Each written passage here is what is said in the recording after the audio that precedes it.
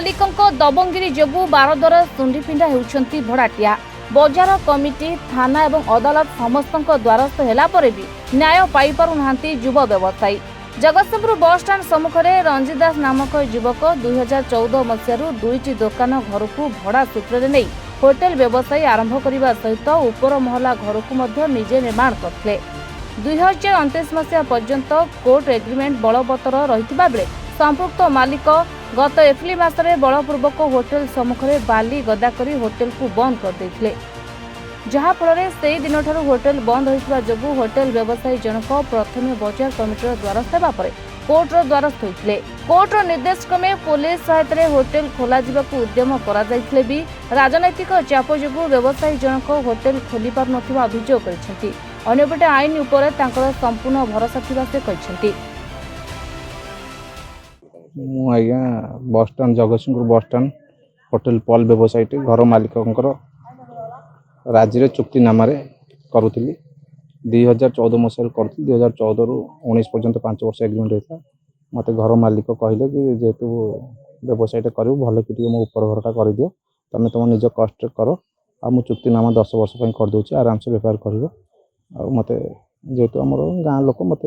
बेपार करते गत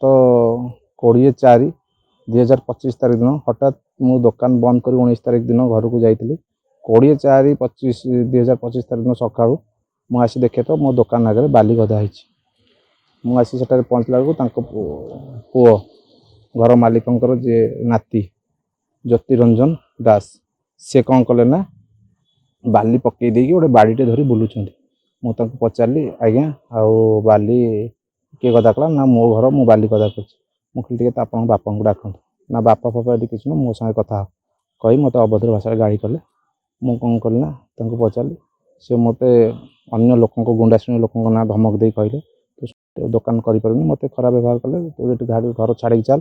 मुझे आज्ञा मोर एग्रीमेंट अच्छी ना किसी एग्रीमेंट फेग्रीमेंट ना सेगुड़ा सब पड़ा आम किसी जान ए संक्रांत आमर बजार कमिटी की जनई बजार कमिटी मत न्याय प्रदान करने बसते किंतु से बजार कमिटी निर्देश को अवमानना करके पड़े ए संक्रांत बजार कमिटी की जन मु मान्यवर अदालत द्वारस्थ होती जहाँ 20/5 दिन मान्यवर अदालत मत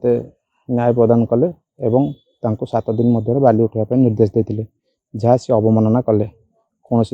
मान्यवर कोर्ट को निर्देश अवमानना कले या नहीं मान्यवर कोर्ट पुनर्बार मु द्वारस्थ हेली। मान्यवर कोर्ट निर्देश देले पुलिस प्रोटेक्शन रे मु जाई निजे बाली उठाइबा आज तारीख जो मुझे गली बाली उठाइबा सका पुलिस को अपेक्षा कर रही पुलिस 8:30 टाइम देते किंतु पुलिस 11टा पर मुझे थाना पहुँची डाकिला पुलिस की कहवा पुलिस आसिले किंतु जो लॉ एंड सिचुएशन था पुलिस तार 3 जन कर्मचारी की पठे देकी दायित्व सारीदे मुझे गली से लॉ एंड सिचुएशन क्रिएट है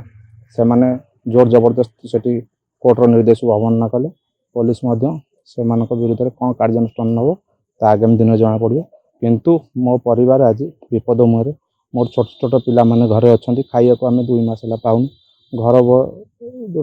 लोन अच्छी घर ऋण पकड़चु जार मासिक 60 ରୁ 70 हजार टंका अच्छी इन्स्टॉलमेंट देवाक तेणुक बहुत असुविधार सम्मुखीन 2 मास हेलुँ। मोर वृद्ध बापा माँ घरे मेडिसिन किणा पैसा ना खावाई पैसा ना मुझे बाबद बुले बुले सबुआड़े निराश हो राजनैतिक चाप प्रयोग कर मत हैरान करा राजनैतिक नेता मैंने संश्लिष्ट अच्छा सब जगार सहित मोर एग्नेस्ट जी नहीं शासक दल किसी राजनैतिक व्यक्ति से रोच मत हैरान करुँच मु बारंबार निराश आज एसपी पाक जाइए मत मान्यवर एसपी कथा देइचंती एवं आश्वासन देइचंती जे कि मत साहाय्य करके एवं कोर्ट निर्देश को मानिक कार्य कर यदि न हुए मु पुनर्बार कोर्टर द्वारस्थ है।